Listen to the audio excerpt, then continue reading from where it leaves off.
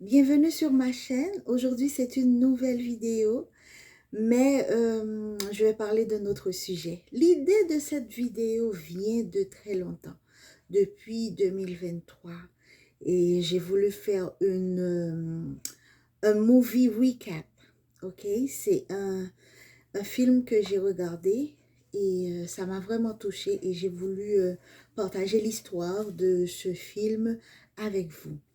En fait, bien que regarder des films, c'est quelque chose que je veux faire de moins en moins, mais je trouve quand même qu'il y a des histoires qui sont assez touchantes et qui permettent comment je pourrais dire ça, de, de réaliser certaines choses qui arrivent dans ce monde, de même se reconnaître, si on veut. En fait, le film que je vais vous raconter l'histoire, ça s'appelle en anglais Fathers and Daughters, père et fille.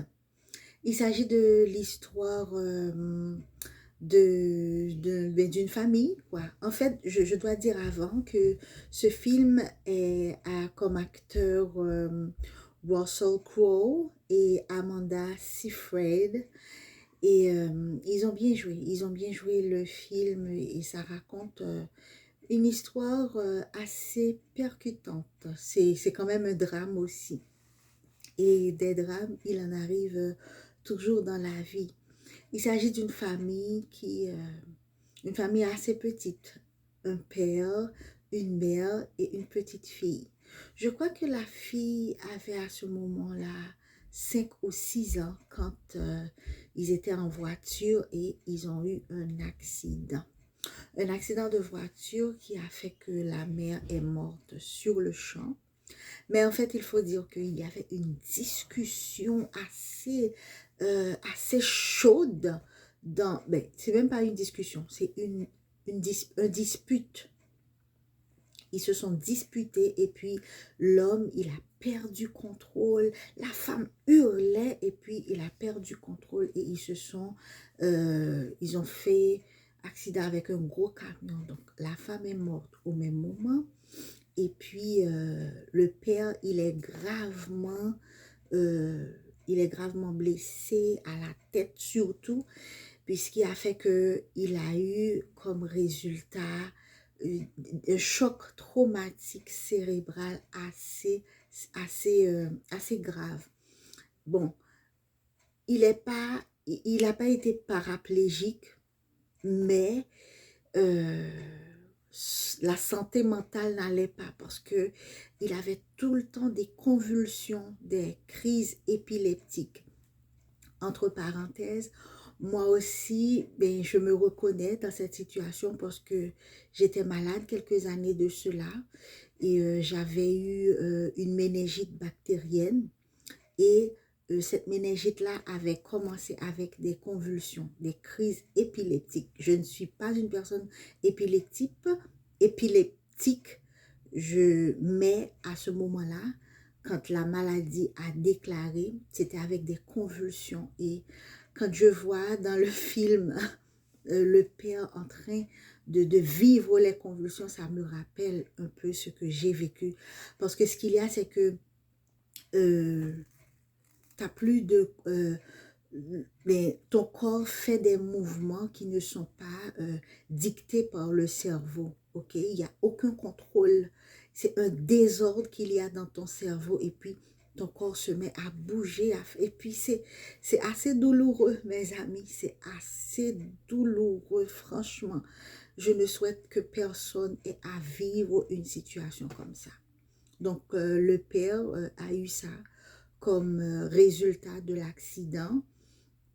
Il a été vraiment traumatisé, tout ça, mais c'est le seul parent que la fille avait.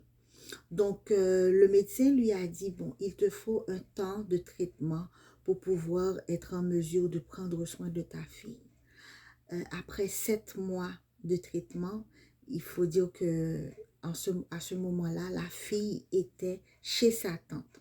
Ok, la tante qui est la sœur de la maman décédée. Donc, du coup, le monsieur, il est revenu après son traitement, il est allé directement chez les gens pour aller récupérer sa fille, ok? Et puis, ils étaient très contents de se réunir, mais il y a un hic. Ce qu'il y a, c'est que les gens, ils ont manifesté la première fois l'envie de prendre la fille. Ils ont même dit ouvertement au père qu'ils veulent l'adopter parce que dans leur tête, le père est malade, il ne pourra pas prendre soin de la fille, il n'a pas d'argent, etc. Donc, c'est eux qui doivent être les parents de la petite fille. Or, le père, il a refusé, il a pris sa petite fille et est parti. Il faut dire qu'à ce moment-là, le film te projette, l'histoire est projetée vers 25 ans après. Il y a des scènes, on vous montre que la fille est devenue une femme, probablement dans la trentaine. Elle est travailleuse sociale et elle étudie en même temps la psychologie et elle va devenir psychologue, mais en attendant, elle travaille pour aider les enfants qui sont en situation de, tu vois, les orphelins qui ont besoin de parents, tout ça, foster kid en anglais. Alors, on lui a confié, on lui a donné une petite fille qui est traumatisée par la mort de sa mère. La petite fille, elle ne parle jamais. Depuis l'accident de sa mère, depuis la perte de sa mère, elle ne parle jamais. Après plusieurs sessions, etc., elle n'a pas dit un mot. Et puis, la femme de 30 ans, et elle fait tout son possible pour voir si la petite fille peut connecter avec elle, mais non, non, non. Rien ne marche. Et on lui menace, on la menace de retirer le cas entre ses mains parce que la fille ne parle pas. Mais la femme, elle veut continuer à travailler avec la petite fille. Mais en même temps qu'elle est travailleuse sociale et psychologue, elle est une femme toujours seule. Elle n'a pas d'amis. Elle n'a pas d'amis et elle a un problème. Le problème, c'est qu'elle est très facile avec les hommes. Elle peut rencontrer un homme là, maintenant, dans un bar ou n'importe où. Au même moment, elle est allée coucher avec l'homme, relations sexuelles, tout et tout. Et puis, elle ne peut pas avoir une relation sérieuse avec un homme parce que, voilà, elle est très, très, très, très facile avec les hommes. D'un autre côté, on te montre, on te projette dans le passé où le père, il est un père célibataire avec la petite fille, il fait de son mieux. Et puis, il a aussi la pression de la tante qui veut à tout prix prendre la petite fille. D'abord, il faut que je vous dise, le père, il est un écrivain. Il est un écrivain et il a du mal à joindre les deux bouts. Maintenant, ce qu'il a fait, c'est qu'il a écrit un roman. Il a écrit un roman et le titre du roman, c'est Potato Chip. C'est ce nom-là qu'il donnait à sa petite fille, Potato Chip. Et puis, bon, je ne sais pas ce qui se passe, mais les critiques n'étaient pas bonnes et ça n'a pas marché. Les ventes n'ont pas vraiment marché. Et puis, le père, il a vraiment du mal. Un jour, quand il y avait lecture du roman, tu vois, grande ouverture, non, c'est pas grande ouverture, mais signature, une vente signature, pardon, du roman, il n'a pas pu tenir, il est allé se réfugier dans la toilette parce qu'il y a les crises qui viennent à chaque instant.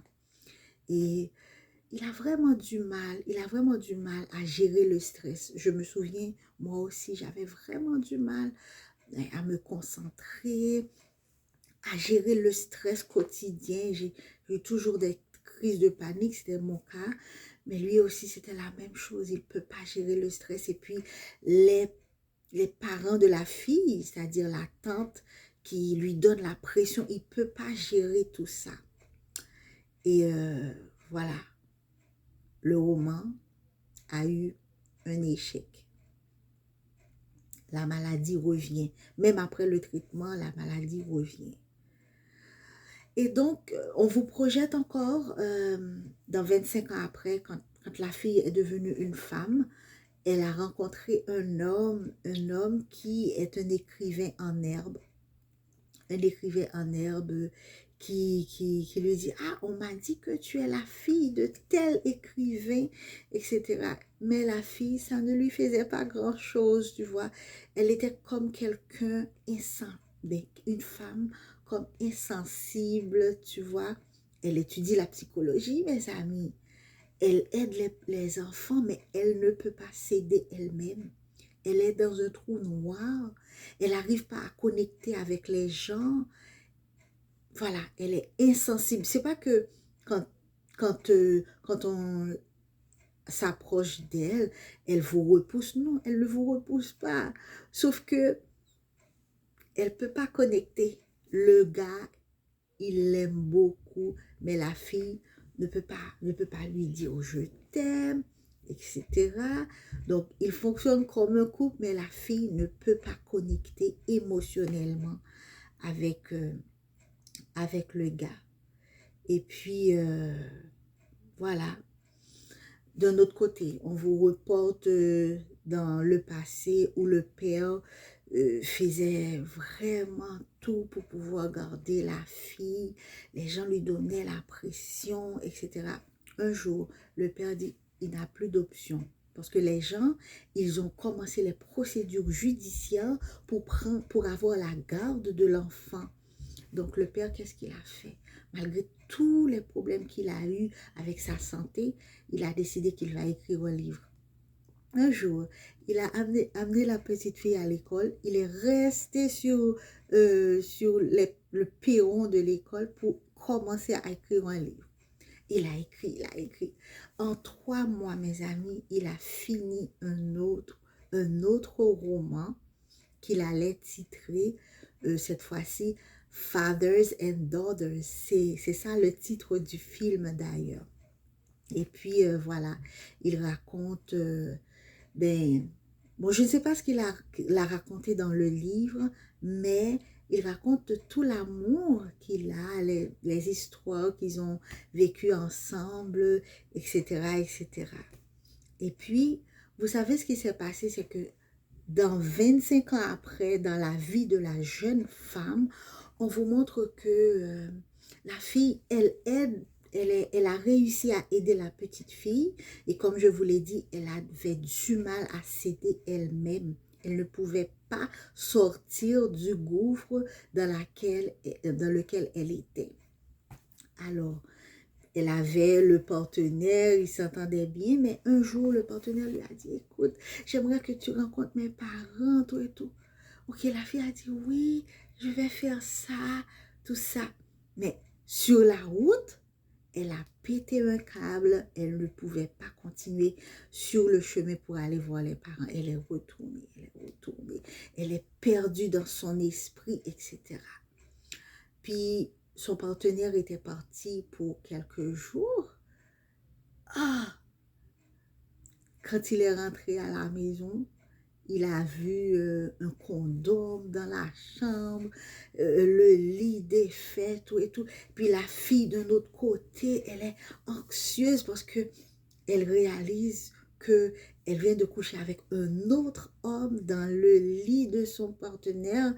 Voilà, et puis oh, le gars, il était vraiment fâché. Euh, enfin, elle a trompé son partenaire et elle ne peut pas expliquer pourquoi. Elle ne peut pas expliquer même à elle-même pourquoi elle a fait ça. Alors l'homme décide de la quitter. Maintenant, franchement, je ne sais pas, elle n'est pas encore connectée à la réalité. Je ne sais pas, elle ne sait pas ce que ça veut dire l'amour. Tu vois, elle ne sait pas ça. Parce que finalement, quand on comprend le film, à l'avenir, on va voir que le père est mort, tandis que la fille est très jeune. Après avoir écrit le livre, 3 mois après, il n'a pas pu résister. Mais il savait qu'il allait mourir aussi. Et c'est pourquoi il a fait tout son possible pour écrire le livre. Alors, quand l'homme a quitté la femme, elle me trompe tout et tout, la femme est partie dans un bar. Elle est partie dans un bar. Elle s'est habillée comme une prostituée parce que elle a pensé que bon, c'est ce que je sais faire, tu vois. Elle est perdue dans son esprit, donc elle se dit que bon, je suis une prostituée. Alors, voilà. Et puis, ce qui s'est passé, elle a écouté, pendant qu'elle allait partir pour aller retrouver un homme, une chanson qu'elle avait l'habitude d'entendre avec son père, de chanter avec son père, vient d'être passée à la radio et le déclic est fait. Elle est reconnectée avec son père. Elle a pleuré, elle a compris que c'est ce vide qu'elle avait pendant toutes ces années qui a fait que elle a pas pu connecter avec les gens et puis la seule façon pour elle de se sentir en vie, c'est vraiment de se donner, de donner son corps à des hommes, etc., dans des histoires sans lendemain, tu vois. Mais en fait, après avoir écouté cette musique, elle a tout compris. Elle a tout compris. Elle a compris pourquoi elle était dans cette situation. Et puis, voilà, les souvenirs venaient dans sa tête et elle s'est rappelée à quel point son père l'aimait tendrement. Parce que ce qui s'est passé vraiment après la mort de son père, le livre a fait un carton. Voilà, c'était un best-seller et le livre a reçu un prix Pulitzer. Et c'est elle qui a eu tout l'héritage, tu vois, tout l'héritage qui découle de ce prix. Parce que ce livre-là, c'est un roman extraordinaire. Mais bon, c'est vrai que le père a laissé le livre, mais le père n'est plus là. Mais on comprend parce qu'il souffrait beaucoup, parce que à chaque fois que le gars, moi je dis chaque jour, comment quelqu'un peut supporter des convulsions à ce point. La dernière convulsion que le père a eue, c'est quand il est, il est, il est parti pour aller à la toilette, tout et puis il commence à trembler, son corps tremble. C'est des tremblements qu'il ne peut pas contrôler comme toujours. Et puis, oh, sa tête est frappée avec voilà, le chauffage électrique dans la toilette et il est parti. Donc, on suppose que c'est la tante qui a eu à faire l'éducation de la fille à ce moment-là parce que le père n'était plus là.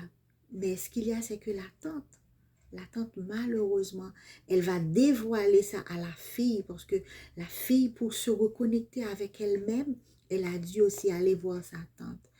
Et sa tante, c'était une femme assez vide aussi.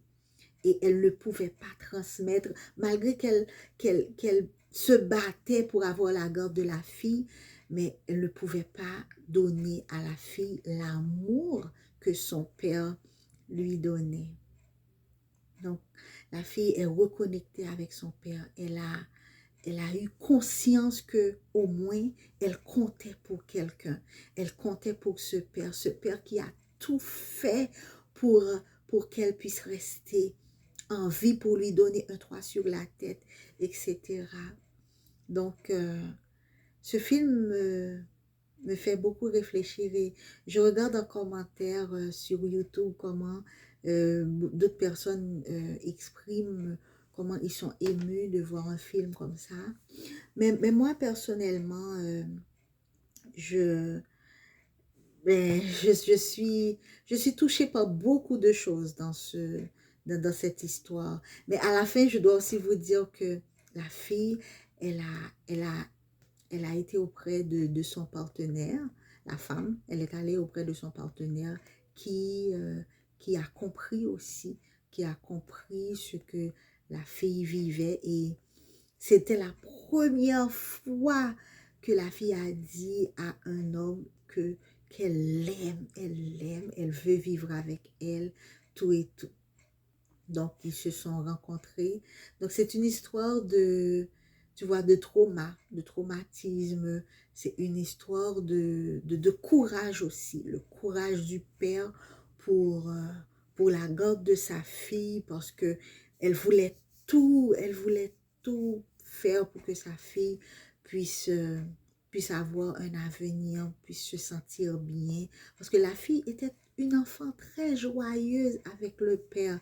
Mais quand le père est parti, j'imagine que sa vie commençait à être très difficile. Et je veux aussi vous rappeler que ben, c'est un film, c'est vrai que c'est Fathers and Daughters, mais mes amis, ça concerne tout le monde parce que même si tu es un homme, tu as un père ou tu as eu un père. Je ne sais pas si ton père est encore en vie, mais on est tous concernés parce qu'on a tous un père, tu vois, on a tous un père humain.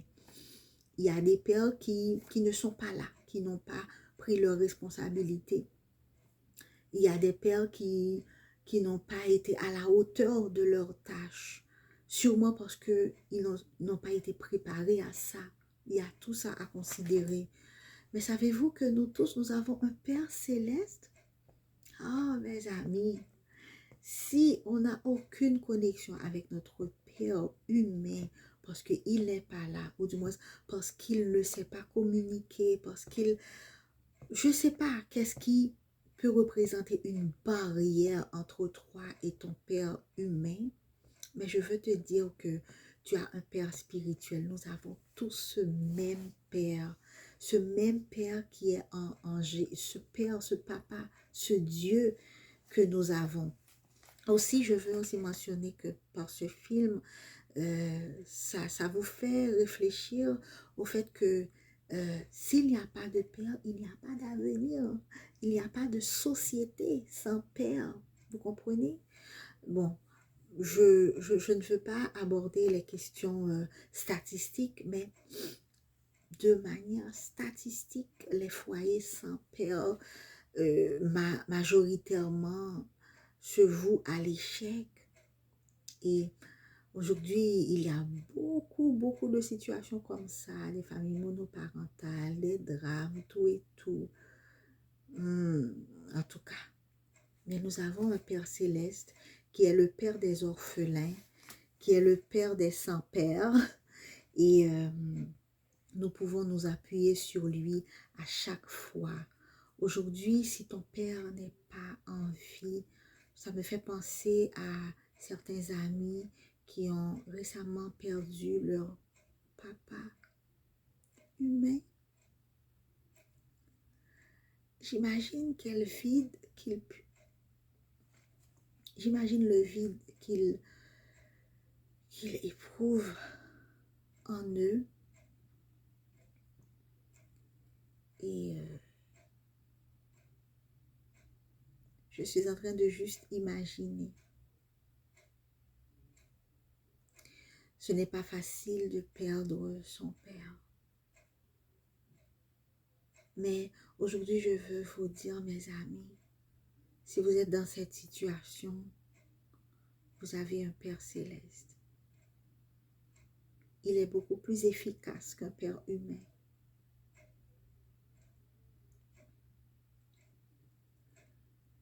Ça se peut que vous vivez dans la vie, vous vous sentez déconnecté à ce Père. Vous ne vous reconnaissez pas ou je ne sais pas.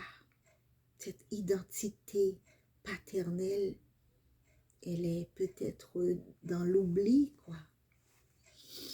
Mais je veux te rappeler que tu as un Père qui qui t'a donné la vie, qui a insufflé en toi la vie. Et tu existes grâce à ce Père, grâce à lui. Et si tu es un père aussi, n'oublie pas que tu peux t'inspirer de lui, de ce Père céleste, pour exercer ton rôle dans la vie de ton enfant. Imagine une petite fille qui vit sans appui paternel. Parce que avoir un père, c'est avoir une identité aussi. Alors, c'était tout pour aujourd'hui. C'est un beau film. Je vous encourage à le chercher sur YouTube. Il est gratuit. Pour ceux qui parlent anglais, Fathers and Daughters. C'est tout pour cette vidéo de Movie Recap. Que Dieu vous bénisse et à bientôt.